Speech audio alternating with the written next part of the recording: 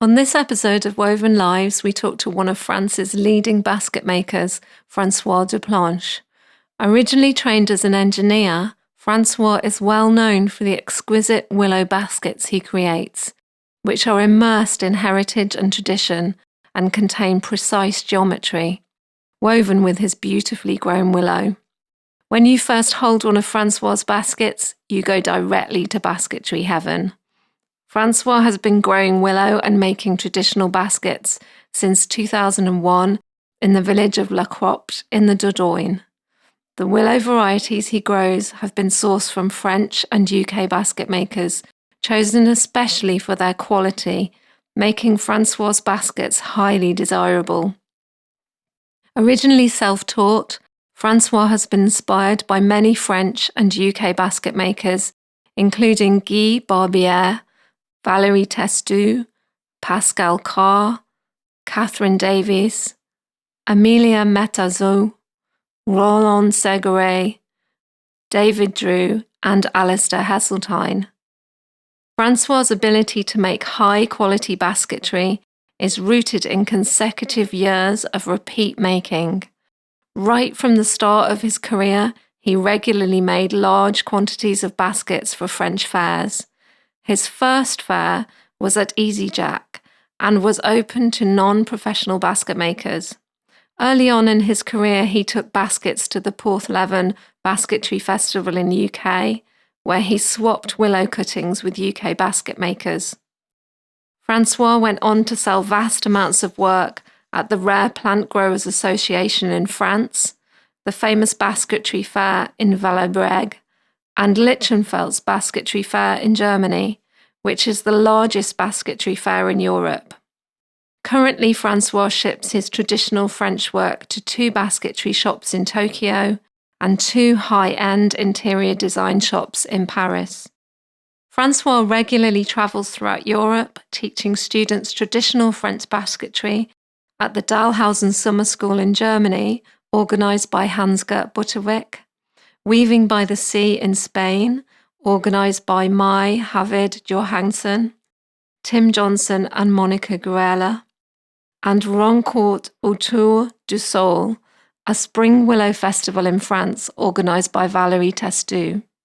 In the summer of 2022, by popular demand, Francois toured the UK, teaching traditional French basketry at several venues across the country.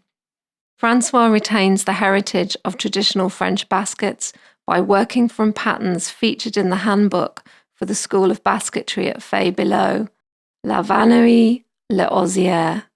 Some of his large fitched openwork pieces can sometimes contain over 150 scallops.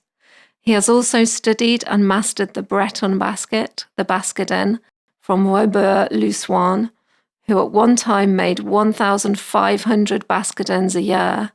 These baskets were used in the past as measure for sardines, and he is about to teach this unique basket at the Tear Up Festival organised by Eddie Glue in Staffordshire.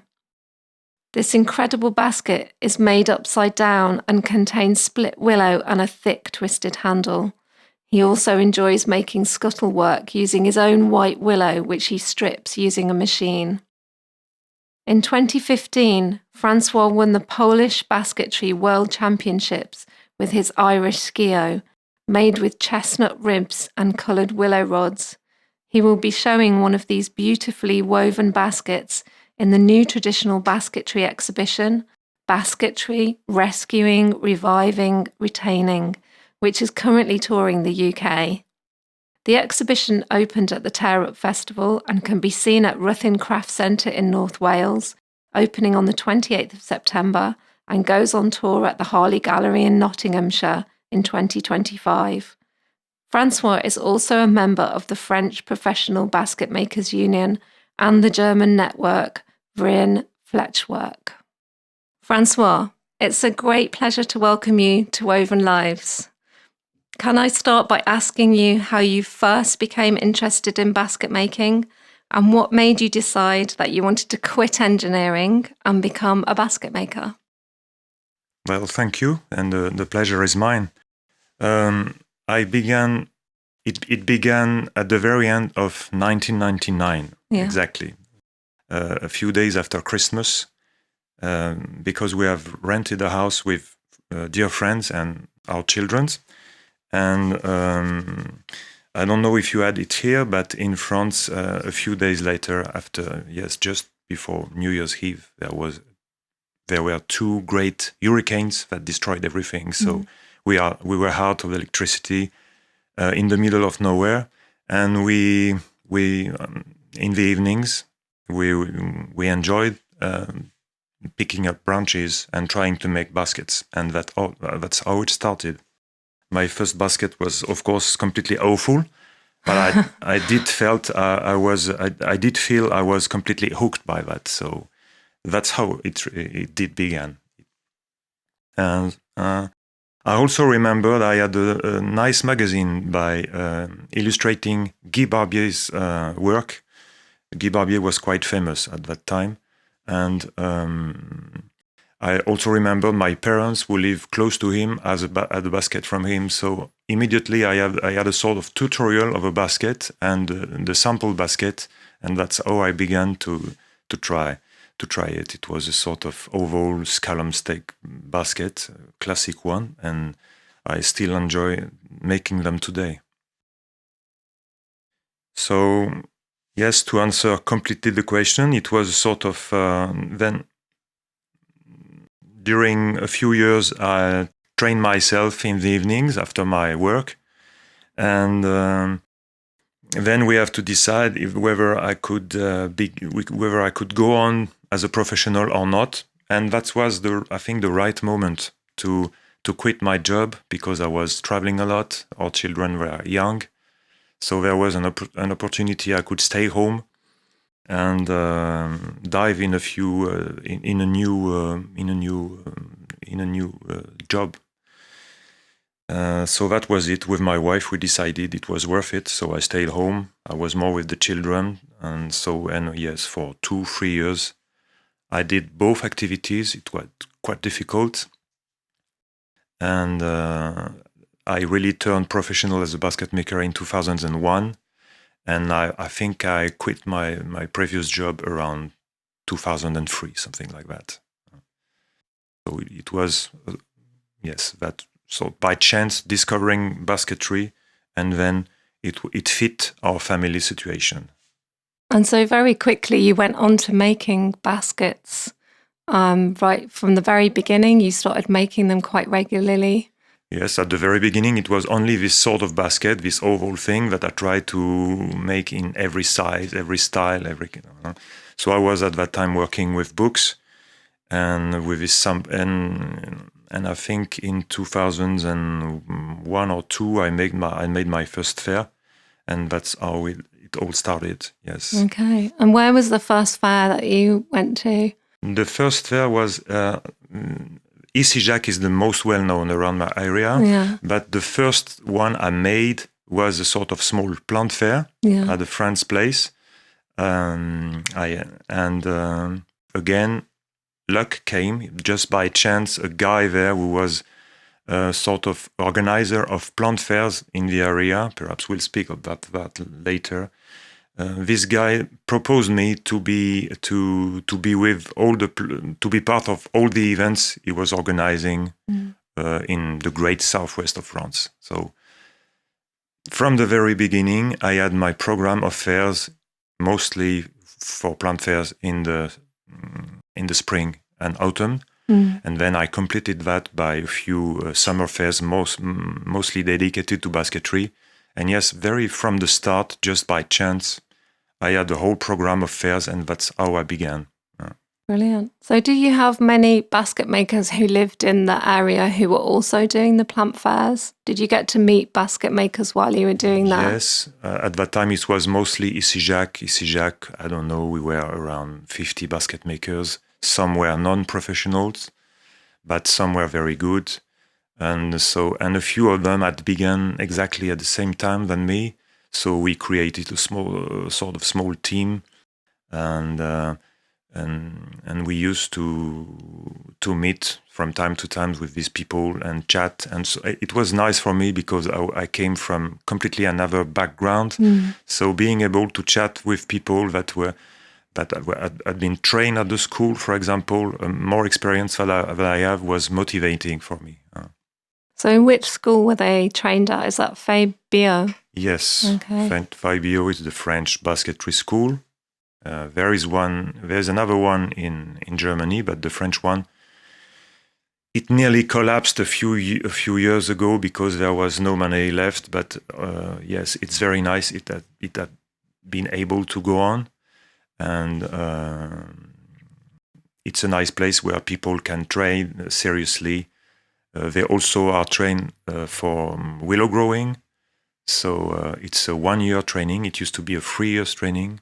And now, so all these people, most of them, they can settle as basket makers. And it's nice this school is still alive. Yeah, it's great. So in France, you have a lot of basket makers, and they're not all trained in the schools. Some of them... No. There are a few status possible if it's English. And so you can be trained at the school. You can be a craftsman. You can be an artist. You can be a willow grower and then produce your baskets. And so different status possible. But it's a combination. And I don't know how many exactly we are. It's difficult to tell, but perhaps something like 200 people full-time basket making, something like that. Yeah, that's great.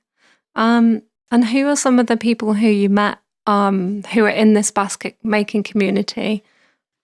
At the start, it was people living close to me. There was Philippe Guérinel, perhaps you've heard of him. He was a great, I say he was, he's not dead, huh?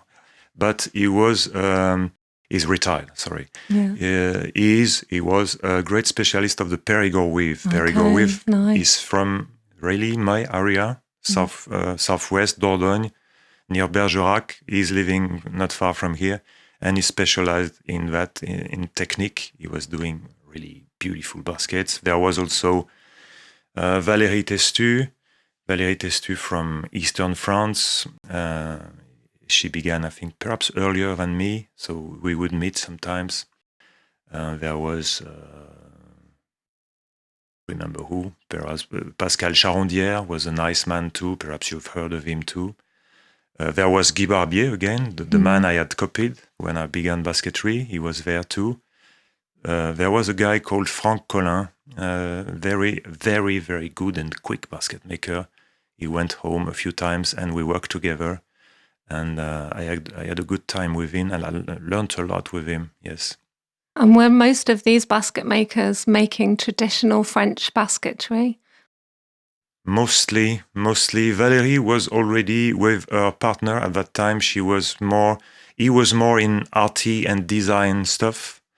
But most of the time, for most of them, it was more, close to tradition, as I would say. Later on, I met, but I think it was a bit later, I met Corentin Laval and Karen Gossard. They are a couple now, and they now specialize in really artistic work. But at that time, in my surroundings, in my area, it was mostly, or in my sort of team, it was mostly traditional work, yes. Okay, because you've got that strong line of traditional makers because you have the school at Bio, which are teaching traditional French techniques. Yes. It's something we don't have here in the UK, which is great, really, because you're keeping all your traditions alive. Yes, aren't that's you? right. And they focus on historical French techniques. They focus more on white willow because it's less difficult to prepare white willow every day for the students. I think there's something like that. They don't train to hold the techniques, but they have a nice range of techniques for young people, young or not so young, but for people to dive into this professional world of basketry. And so it was nice to have a balance with Guy Barbier and other people who did specialize in brown willow. Guy was very nice because he tried new varieties. He made a lot of work on selecting new willows, trying to go here and there, selecting cuttings, multiplying them, if it's English. And so he unfortunately, I never connected really with him, and he was not, perhaps he was shy, I don't know, I was too. So these varieties, I never had access to it, but he made a great work showing that working with brown, with colors was possible, because the tradition and the school, there was more white willow. Okay, so he kind of introduced brown willow basketry. And I like that a lot. Yeah. And that was what my goal when I started was that, trying to source my own range of willows, what would fit my baby techniques, my budding techniques, and fit also the soil where I would begin to plant my willow bed. Yes. So what baskets did you begin making, and which baskets do you enjoy making now? Has it changed since you started? Well, I'm self-taught, so from this very start of scalloping, oval, classical thing, I try to every year or so, because immediately, so I started at the very end of 99. In 2001, I registered myself as a professional, so it was very short. I didn't know how to make many things, still now, I guess. But so every year or 2 years, I try to introduce something new. And according to my tastes, according to what I saw on pictures, that's the way I work. So according to what I saw on basketry books. And so I came to... Yes, I forget something. Perhaps in 2001, also, I made a small course in Villaines-les-Rochers, the factory. Perhaps we'll talk about that later. And with a nice guy called Norbert Faure. He was very kind with me. He showed me everything I wanted him to show me. And so that was the first approach to rectangular work, to classical slat, if you call it this way, slat or oval around, but I didn't know really. So yes, my range of basket became a bit broader. Very, very, very quickly, I also met Robert Luswan. You have already quoted that name.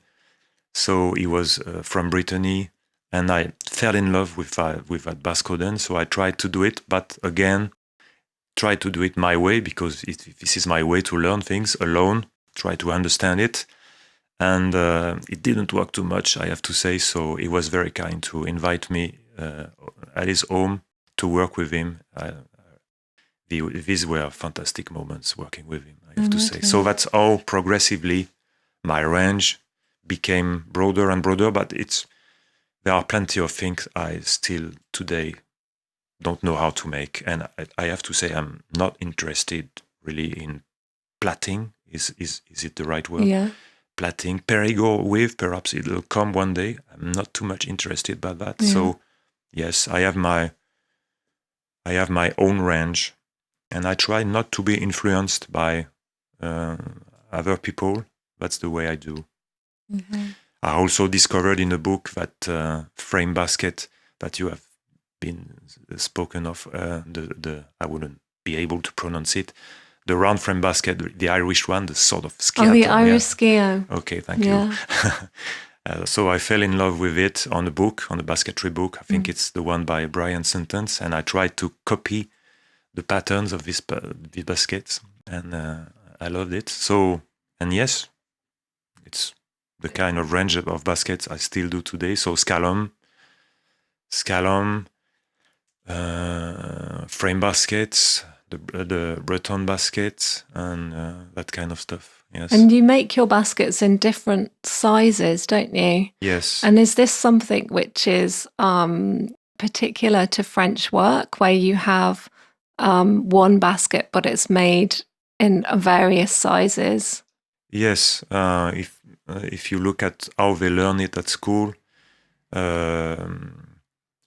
for example, if you make an oval, classical slat oval basket, there would be, I don't know, perhaps 10 different sizes, and you can train these different sizes. The good willow you have to use for that. The sizes of willow.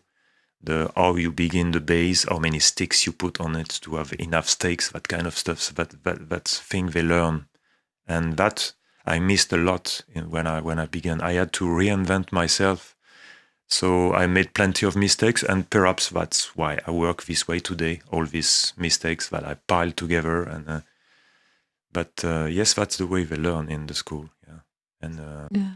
So you do the same with the skio. You have a large skio and a smaller one. Yes. Do you just do that in two sizes? Or, yeah, a bit more. It changes a lot. You can, if we come to details, you can start it with 2 ribs, and the pattern is a bit special. If you begin with 4, the pattern is a bit special, up to 8 ribs. And if you make a very large one, I go up to 10, 12. You have to reinvent the pattern. I love it very much because it's very neat, very, very simple. So you don't have any packing, just weaving in and out, and you have to finish and fill the whole basket without a hole anywhere, without packing. So that's a bit of a challenge. But once you have understood this, how it works, it's very pleasing to do it again. And that's the thing I love in this basket. Very simple, but quite, in a way, quite hard to understand. I have to say, 2 years ago when I toured in England, I went through St. Fagan's Museum, if I pronounce it well, in Wales, in Cardiff, and I saw a few baskets from DJ Davis made in that style. They were incredibly beautiful. Yeah. Yes. Yeah, they're gorgeous pieces. Yeah. And I noticed are you using chestnut for your ribs on your skios? Yes, because that's the wood I have mostly. I am lucky. I own some small woodlands, and they are acidic soil, so we have a lot of chestnut trees, and so. But it could be anything else. But close to my home, I have chestnut. I use chestnut. Could be hazel, perhaps, or ash here in England. I don't know what they were using in Wales, but chestnut is interesting. It's very flexible. And we also have a tradition in my own village, surprisingly. It used to be a basketmakers village working with chestnut. So in a way, I follow that kind of tradition very humbly with chestnut. Okay, that's in Le Cropt. Yes. Yeah. Yes. So you have a range of basket makers who were from Le Cropt who made chestnut baskets. Yes. And did they make, so it would all be split wood basketry that they were making? Yes, it's a sort of large skeins, rectangular basket. So one iron worker of the village made machines to split the wood a bit more comfortably than by hand, I guess, or more quickly. And they made the basket for mostly for agriculture use locally, but also mostly for Paris, for mushroom, for picking mushroom. Paris mushrooms are very well known. So everything would be shipped by train to Paris. Okay, in the chestnut basket. Yes, but I think it ended in the 50s, 60s, something like that. Some non-professionals still make it, but it has really stopped. It used to be a very large industry. Did you ever meet anyone in your village who'd made them? Yes.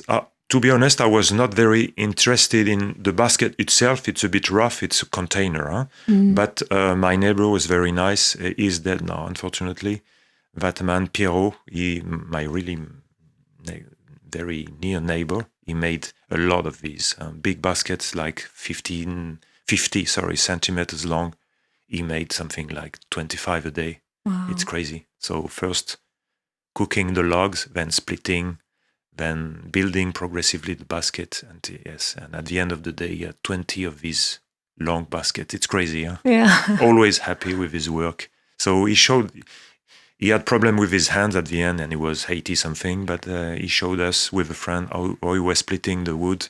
And that process was interesting. The basket itself, to be honest, I'm not very interested, but it's interesting testimony of how you can, in a certain place, coppice chestnut and make a lot of basket nearly industrially, for a main customer or a main destination in Paris. Yeah, I bet they look beautiful, full of mushrooms as well. They are very light, very strong, so they are, yes, it's a nice basket. But it's another skill to be splitting, to be cooking, so that's not... Yeah. So could you explain a little bit about your working process? You've just explained a little bit about like how you like working with chestnut and splitting wood.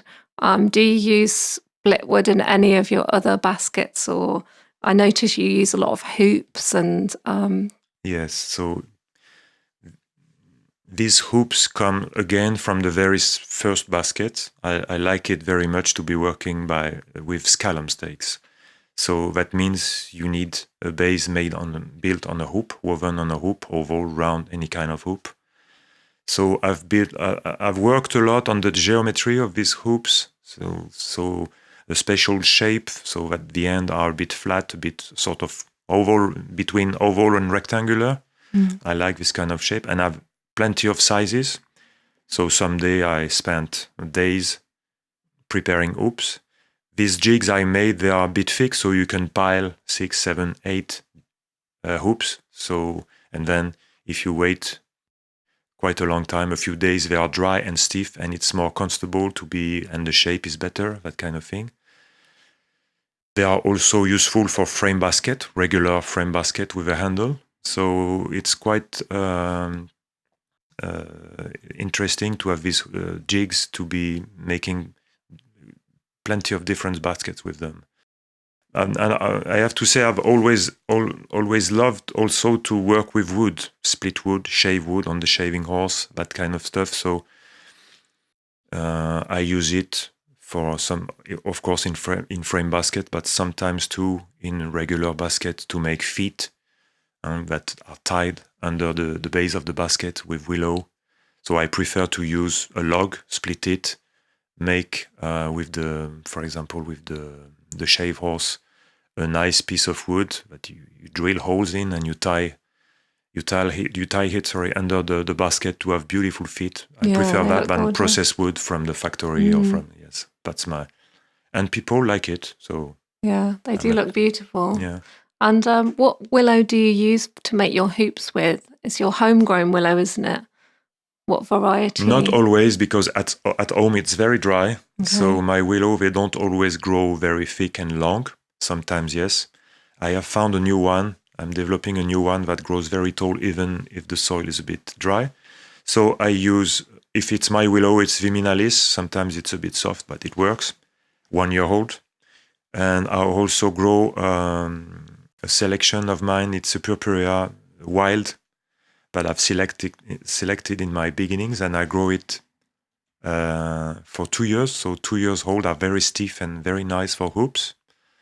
And also, as my field doesn't produce too much thick material, I have an agreement with a friend called Serge Mazot. We are working a lot together. He's not far from me.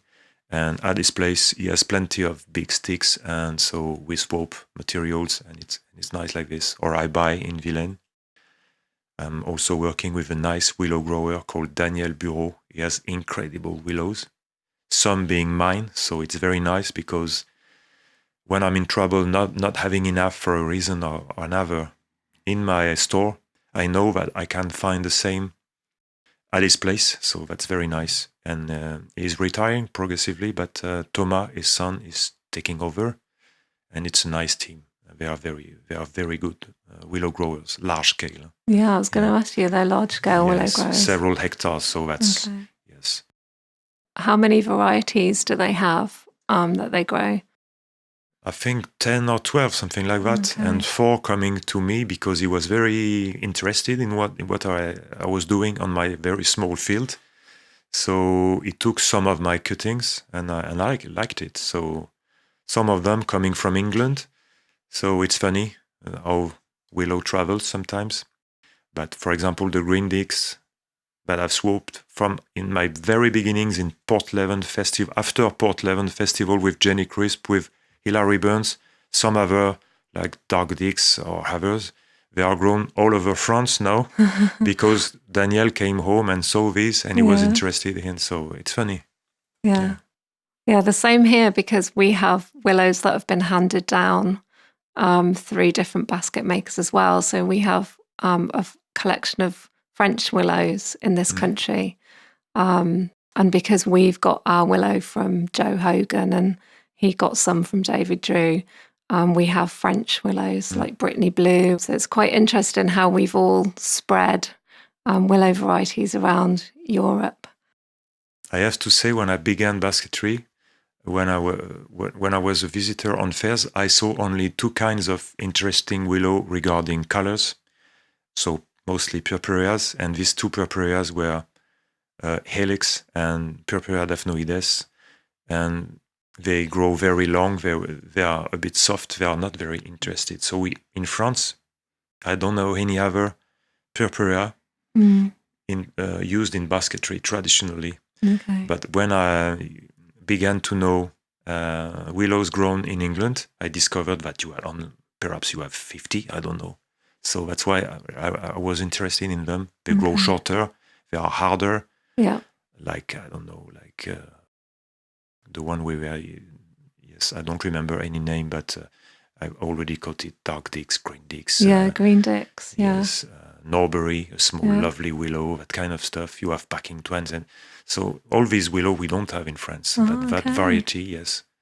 And diversity. You'd imagine that for making things like your fitched work or your scallums, that you need quite hard rods. Is that correct? Yes, and I think the French tradition is most so for coarse basketry, really for big baskets to carry vegetables or I don't know what. Historically, they used a lot of viminalis, and then the main one were the triandras, or what we call the grisettes. There are a lot of grisettes, but in the purpurea that are people find attractive, that we don't have so many. So that's why I took a look at what England was doing.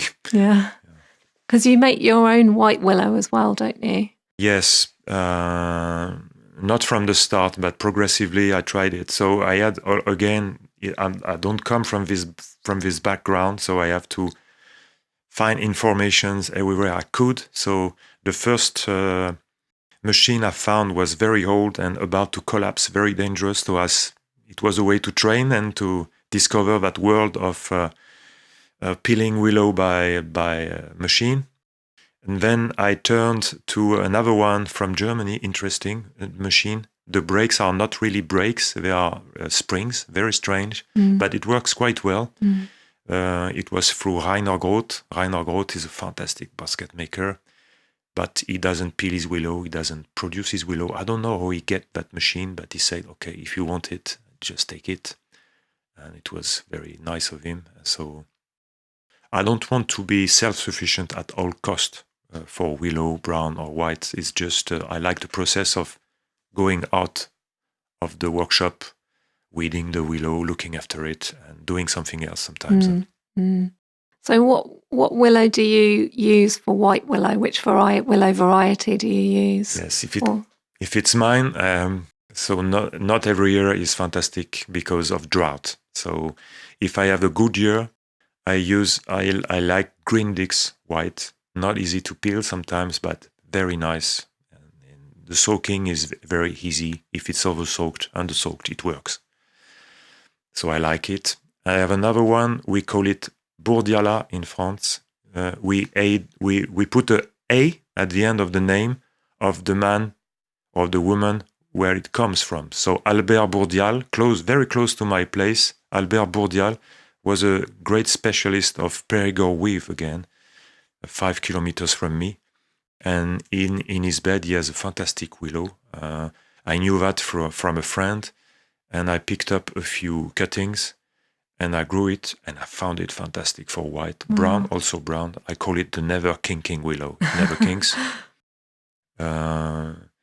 So we call it Bourdiala after his name, and he is now again in Vilaine-les-Rochers, very flexible. I like it very much for white. Yes. We don't know exactly which variety it is. And is it hard work making your own white willow? Yes, it's the problem when you are alone like me is you have plenty of things to do. So the main thing with peeling willow is in late April, May. You have to set up the machine. You have to you have to dry it when it's ready. It's a bit tiring. It's a bit dangerous. So I don't do too much every day. And as I have orders coming, I wouldn't be able to do that for 2 weeks in a row, something like that. So I make, I don't know, if the willow is not bad, I make 15, 20 bundles and it's enough. And if I don't have enough white, I buy the rest of it at Daniel again, because it's the same variety. These machines are dangerous, and it's like a chainsaw. Huh? You're pulling the willow through the the teeth. Are they like teeth that are coming through? The machine I have is from Germany. It's not brakes with teeth. It's springs, so it's a bit different. But you are not supposed to put your fingers in. Yeah. So your hand, you hold a handful of rods, and it removes the bark. It turns very quickly, something like, 400 RPM. So your hand is very close to the machine, so you have to take care. I'm afraid of them. I want to keep my fingers alive. Yeah. And so you also use white willow for your scuttle work.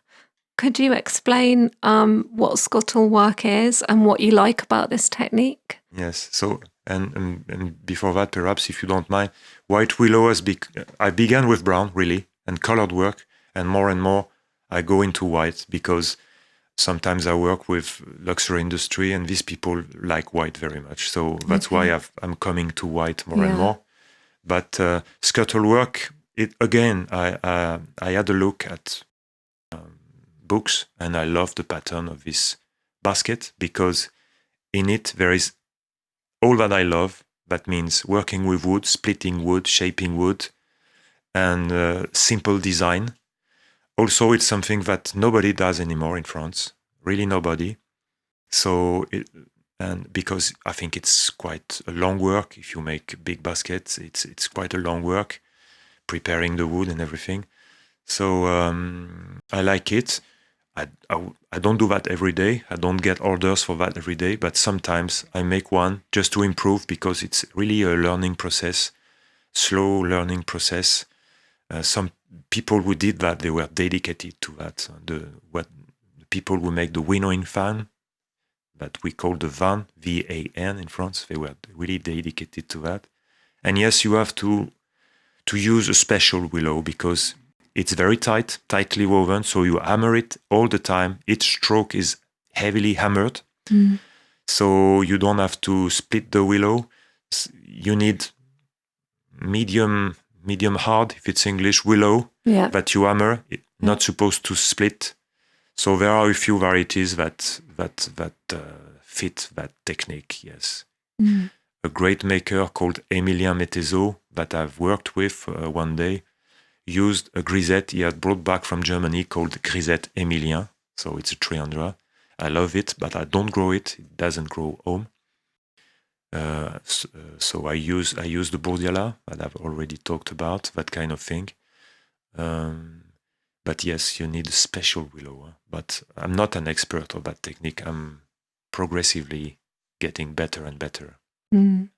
So I'll just describe to anybody who doesn't know what the scuttle work is. Could you describe what the basket's like? It's very tight, isn't it? You've got split wood uprights, and then you're weaving the white willow in, so there's no gaps whatsoever. Exactly. You could keep water for a while in it, something like that. So the winnowing fan is not used anymore. It was used to sort the grain, the wheat grain, for example, in the wind, something like that, to remove all the particles and the dust and everything.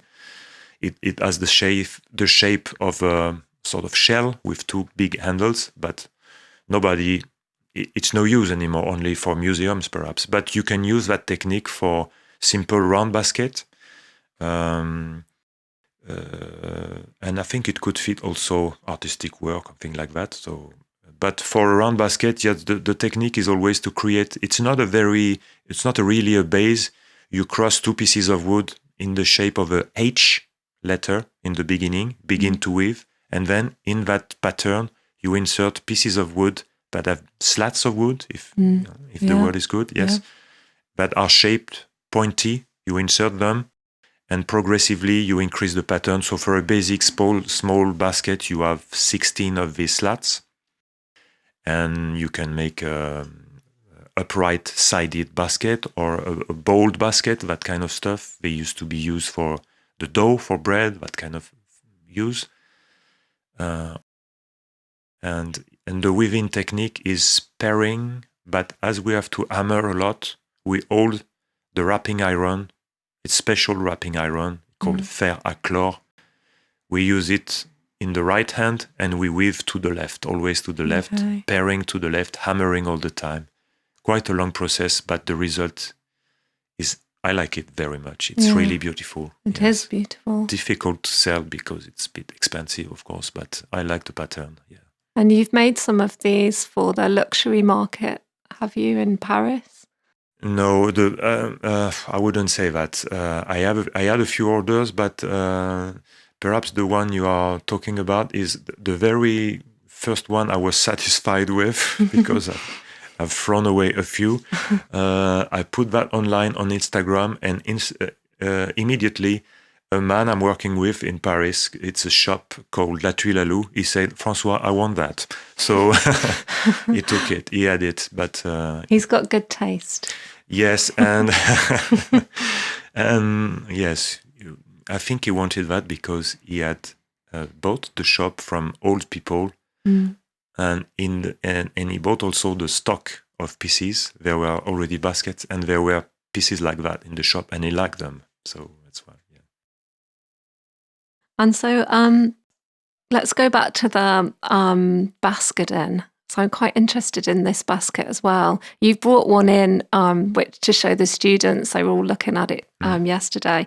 And it's a really interesting shaped basket. Can you tell us a little bit about the history of this basket and what it was used for in France and why you like making it? First of all, I'm not an expert of that historical aspects concerning that basket, but as far as I know, it's quite old pattern, and it comes from another piece called sklissen. So all these baskets, speaking under the control of specialists, it comes from the Celtic area, and that's why they are made upside down, like the Irish creel, the Scottish creel, the coracles, the crab pots. In Galicia, Spain, you have such baskets from Celtic origin too. So something like that, with stakes down, at least for a part of the making, a stage of the making. So I first saw this basket on the stall of Robert Lussoirne from Brittany, very nice man who had worked. He was retired already at that time, and he came to Isijac. So again, that fair close to where I'm still living. And I fell in love with that. It's very different from what I was used to, with only a few stakes, 15 stakes usually, but very clever basket. And this man, I would compare him to Colin Manthorpe, something like that. He has been working for the fishing industry, producing massively thousands of baskets, up to 2,000 every year, baskodenns, square baskets for sailors, also big baskets on board for fish, that kind of stuff. So the baskodenn is a measure. It's a measure for sardines. I don't know how many sardines. So you have to make it to measure. If you don't make it to measure, it's not baskodenn. It's something else.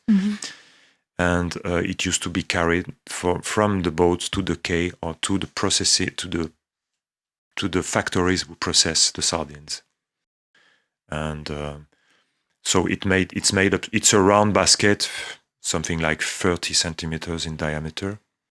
And so today, the funny thing is, today it's a nice basket for everyday use. That's what that's why I like it. I always have one in hand for everything you do every day. And the difficult part of it is the handle, because the handle is made from 4 stakes that come from it's not a base really, but from the bottom of the basket. That means if you break a rod, if a rod snaps when you make the handle, you have to throw away the basket. See, it doesn't. So you have to trust the willow. That's the thing. Okay. So again, it's good to select the good willow for that kind of basket. The handle is incredibly thick, isn't it? And you're cranking it to get it to. Yes, it's made of 4 rods that you crank. It's a bit special because you crank it from the butt and not from the tip. So it's a bit physically demanding. You have to find the technique. It's not so difficult technically, but you have to find the motion, the gesture. And also I think if you want to learn it and make them, it's not worth making one, because there's so much preparation. You use nearly using a caliper to measure the section of the rod, preparing all that the days before, soaking, scaning the because sometimes it's sided with skeins. It's nice because you can use any kind of stuff. Robert used any kind of stuff. Okay. And why do they split the willow on the side of the basket? Because I think, I don't know the explanations really, but I think Robert was sourcing his willow on the Loire Valley.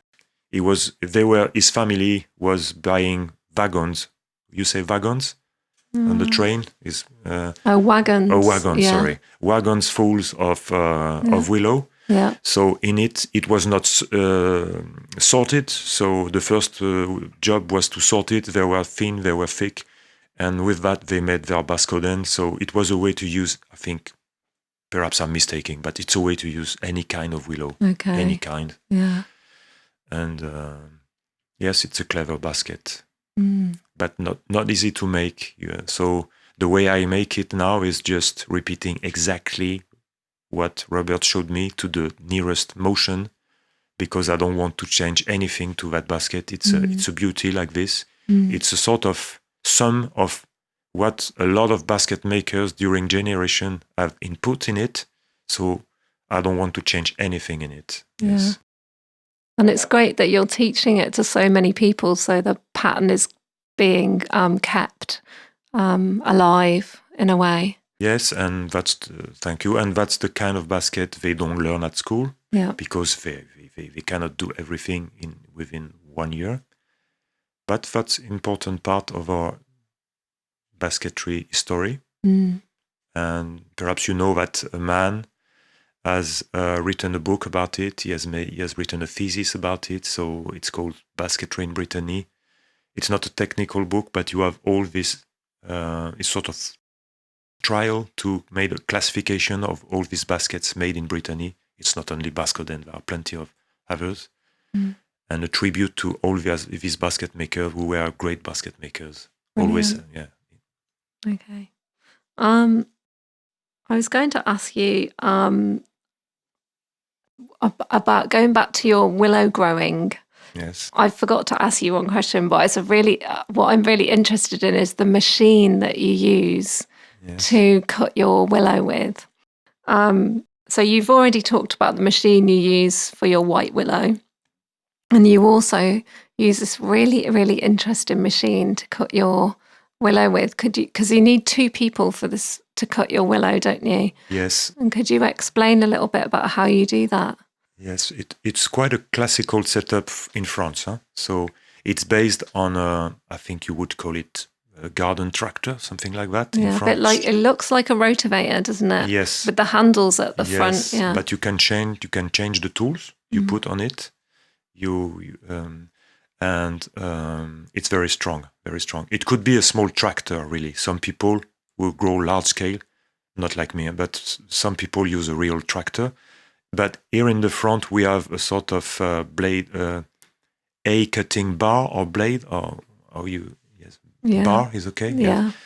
So, and it's modified with a sort of basket made of iron where the rods fall. So I came to that because I was really tired cutting by hand with a cutting hook.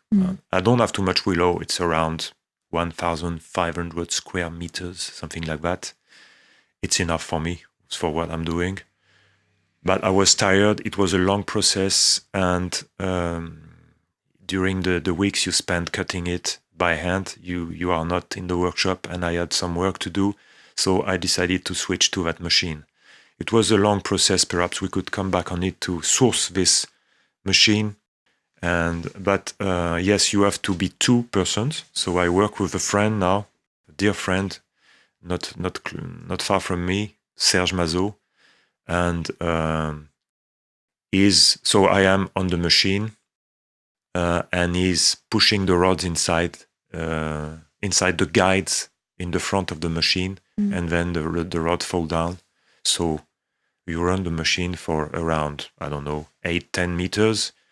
That basket where the rods fall in is full, and then you unload, and then you go on. It's a very quick process. It's not so neat as if you were cutting by hand, of course. And so first time we cut with this machine was very hard for me. I didn't know what I was doing, but I won't come back to cutting by hand. No. Of course, it's a few hours and it's done. But if we come to details, I don't know now. The problem is you have to cut a bit high, not to bump into the stumps. That means you have to cut twice. You first cut to cut the rods a bit high, and then you come back to recut, modifying the setup, but recut a bit lower to prepare the next growth, the next year. Otherwise, your stumps would be coming up and up and up again. That's and it. then you have another great machine, don't you, to go back and cut the rods shorter with, don't you? Could you describe this other machine? There are many solutions, because sometimes I'm a bit lazy. It's the same basic engine, the same garden tractor, but you could add another tool. But it's good to be recutting very not too late after the first cut, so that the plant heals very quickly. So I think what you're thinking of is perhaps a sort of, I don't know, would you cut a sort of shredder or sort of big lawnmower? But I've changed the blade to a sort of big circular saw blade. Yeah. So it recuts the tools very neatly. But again, it means for me sharpening this blade, changing the tools. It's a lot of work. It's quite heavy. I'm not so strong. I'm not a superhero. So sometimes I'm a bit lazy. And if you want to recut quickly for the health of the plant, it's not bad to. So most of the time now I'm reusing the same blade, removing all the kit, the basket kit and everything, but a bit lower. The other way, so when you cut, for example, clockwise, the first cut, you can cut anti-clockwise. Yeah. Is it English? Yeah. The second cut to be neat. That kind of. Okay. That's the way I do it. And it works. Do you have any problems with? Over here, we have problems with insects. Do you have the same thing? And yes. So any other problems you have with willow growing? We have plenty of problems. So and to be honest, I discover that every year. So I discover new things every year. So, but I don't know. I keep going. I don't know how many years again I'll be going on like that. So yes, I've got problems with. It's not, my fence is not rigid. It's electric fencing that I can remove. So sometimes some deers are going through it. Okay. If the weed is growing. Deers are a problem mostly for triandras. They like it very much. So sometimes you don't harvest anything if they come in. What do I have? Insects. There are two mostly. Sorry, I don't know their names in English. So there's a small one, 2 millimeters long, blue. We call it Chrysomel versicolor in French. Very difficult to get rid of. So I think you are better than me here using organic solutions. And sometimes I have to say, every 3 years, sometimes like that, if there are too much, and I spray with a product that I have for a long time, minimal, a few drops of it. I try to be, but it's a pesticide, let's be honest. Yeah. And another one is red, a bit longer, 1 centimeter long. It's Lina populi in Latin. So like the poplar beetle. I think that's it, yes. So these ones, you can pick it up. So every evening, I pick them up after my work, and you can get rid of them. It's okay. Then you have rust. It's a fungi this time. Fungi. Yeah, fungi. Rust can be a problem, but with soda bicarbonate, something like that, is it? Yeah. We can solve the problem. What do I have? Hailstones. Oh yeah. So this year, I think I won't be harvesting anything. Oh no. It's the second time it occurs. Okay. And previous years you've had no rain, haven't you? You've had a lot of drought. Yes. 2021 was fantastically wet, so great willow. 2022 was awfully dry. Last year was not too bad. This year it's hailstones. It's always like this. Yeah. But that's life, huh? I guess. Yeah. So you've met a lot of basket makers throughout your career. Could you explain which basket makers you most admire or who've been really important to you? Yes, there are quite a few. Again, in the very beginning was Guy Barbier. I loved his work. I loved the way he was using brown willow and everything. Afterwards, perhaps a great event was Portleven in 2003. So I was there, I was invited there, and I was a real beginner. And that was an opportunity to meet plenty of people like Jenny Crisp, Sally Goimer, Hilary Burns, Colin Manthorpe, all these people. And that was also an introduction into English basketry. And then I discovered through books, David Drew's work. I would perhaps, if one name has to be quoted, it would be David Drew, who is very old now. I hope he's still healthy. I visit David and Judy Drew. I used to, for 2 years, I did not visit them, but I like them very much. They are a very simple life. And David was a great basket maker, really great with new ideas, new design ideas. I love his work. And his mate, Alastair Hazeltine, but he is a great, but he's retired, I guess, now, but Alastair is great too, really, with new ideas, incredible ideas. They brought something to basketry, really. And more recently, when I was interested in what you call in England scuttle work, I met Emilien Mettezo in Villaines-les-Rochers, so where the basketry factory stands in France, center France. Emilien was a fantastic basket maker. He died a few years ago. He knew how to do everything, really everything. And he showed me that scuttle work. He was very kind and also a very good teacher. These old people are not always good teacher. They want you to do the way they want. But he was very open and I liked it very much. And then another one who helped me a lot was, but you've never heard of him in England, I think, because he's working for the cooperative in Villaines, so he's in his workshop all the time. It's Roland Séguret. Roland Séguret was very kind with me when I was looking for a machine to cut the willow. He was very helpful. He showed me how to cut willow at his place, very helpful. And Roland is a sort of willow wizard, if it's English. He knows also how to do everything with nice details, nice, elegant details in his basketry. I like it very much. So I'm trying at all costs now to work with him, but he's a bit of a strange guy, working very late. So I think he's a bit shy. But I'll find a way to work with him one day. Yes. So there are a few like this. There's also, I've already quoted perhaps Daniel Bureau, the willow grower, and his former wife, Marie-Hélène Bureau, was working for the cooperative in Villaines, and she was a specialist of rectangular work. And one day I asked her to work with her for half a day or so, and she showed me a rectangular technique, and I changed everything in my work afterwards.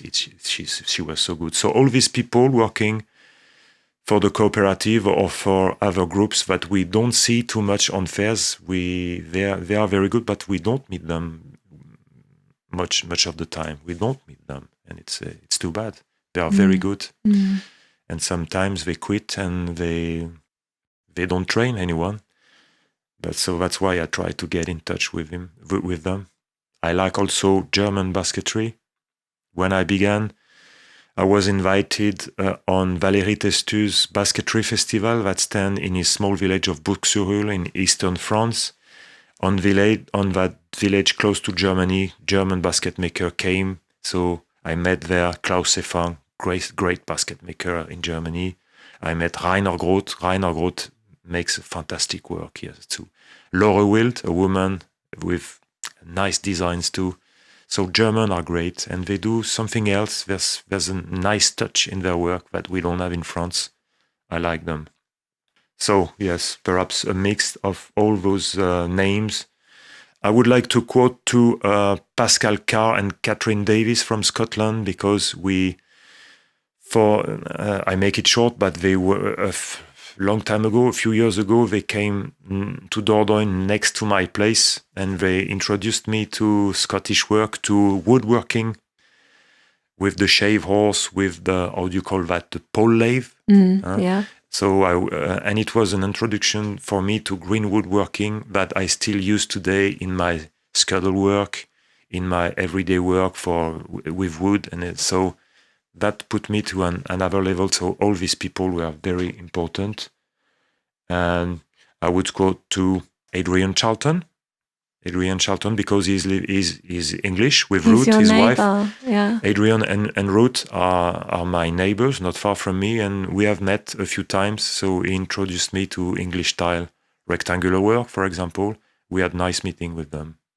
And I would quote again Valérie Testu, because Valérie was very important when I started, because she was trained at the school and she showed me fitching, because something did not happen in my brain. I was not very fluid with fitching, and she lit a sort of spark when she showed me that. And that's my main focus today, one of my main focuses. So that was very important, yes. And we go on meeting with her sometimes, because she receives students from the school, and they come home and we work together. We have happy moments together with them. Yes, that's it. I think that really highlights the importance of having many teachers and many mentors. I'm always saying to students, go on classes with as many different tutors that you can, because there's always some little technique that you might pick up from somebody, or the way somebody does something that really helps you. Yeah.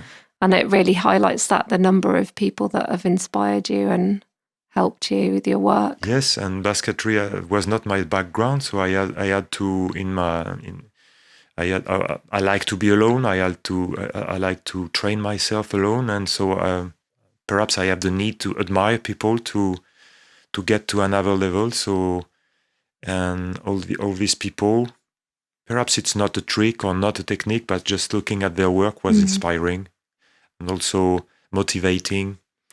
And I was more confident in myself. I trust more myself by just looking at their work. So it was important for me, yes. Do you also think that your engineering background has it affected the way you work as a basket maker? So it has certainly affected my work, but I don't know if it's the right way or not. Okay. So I'm always counting, I'm always measuring. Perhaps it's not the right way, but I can't change that now. I can't. But perhaps sometimes, for example, I like to work with designers. I have an attraction for design. I'm not an expert, but and sometimes I have a project with designers, and these people, they have great ideas sometimes, but they don't know our work. And if we go toward each other, if they are ready to make one step towards you, and you the same way.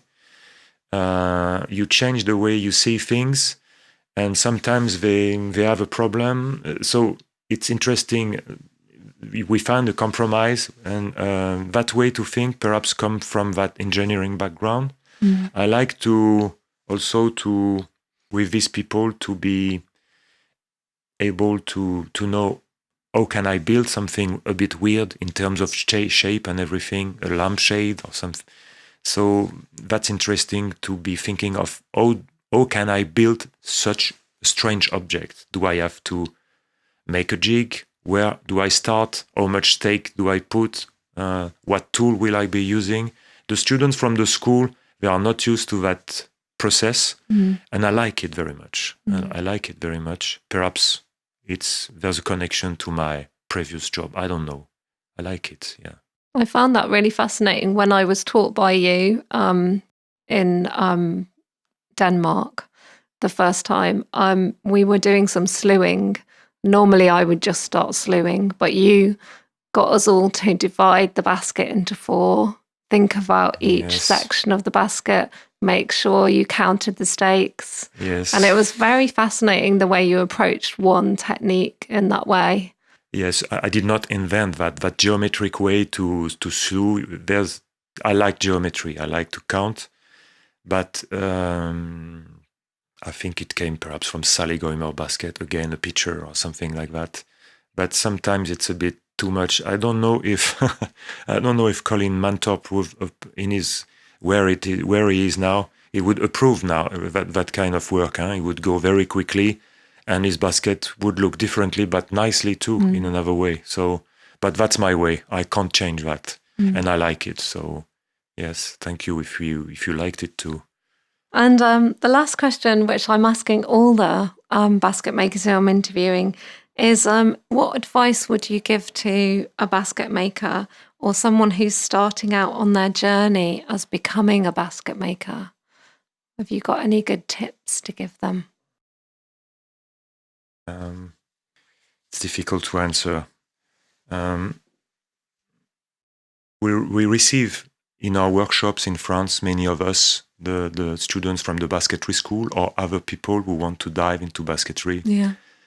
And it's interesting, but many times they have technical questions. How do you make this? How do you make that? And I think it's not very important. Or in the school, they are obsessed with speed. I'm not quick enough. And so all that stuff, I think, is not the most important. So what I would say,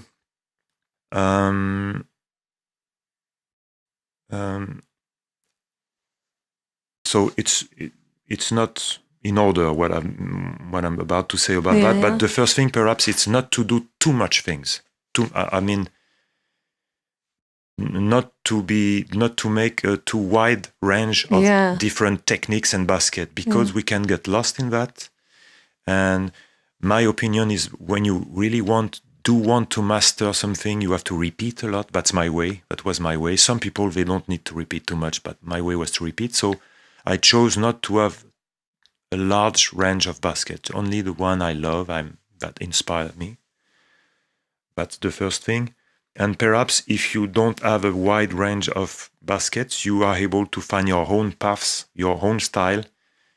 So that I think a key thing is perhaps when your baskets, and it's very satisfying, when people say it to me, that they recognize my baskets. I'm very happy with that. It makes me happy, because that's in a way my goal a bit. So yes, if you feel that people can recognize your basket, your style and everything, it's nice. So perhaps that's one of the goals, not making too much different styles. And I would add something. For me, it's the most important. It has nothing to see with basketry, perhaps, in a way. It's think about your body, because I'm 58 now. And a few years ago, I had, acute back problems, and I was on the way to quitting. I felt very bad. And so, because I was never told to, I never took care about my body, to be honest. And for a few years, I have now a routine of working out, of stretching and everything. And it really has changed my life, really. So I come back to basketry really fresh. It's a way to get away from basketry sometimes. Cycling also, I like cycling a lot. So perhaps my main advice would be, of course, technique and paperwork and all that we do, packaging, all the skills we have to pile on each other when we work alone or in groups or in shared workshop is important. But I would say, because I'm a bit old now, perhaps, I would say, think about your body, because we see so much of our colleagues quitting too early, good people, good craft people, having to stop too early. And it's too bad, yes. Yeah, it's very good advice. Thank you so much for the interview. It's really, really fascinating and a real insight into French basketry. Well, thank you. I hope so. Thank you. The pleasure was mine. Thank you for having me here. So.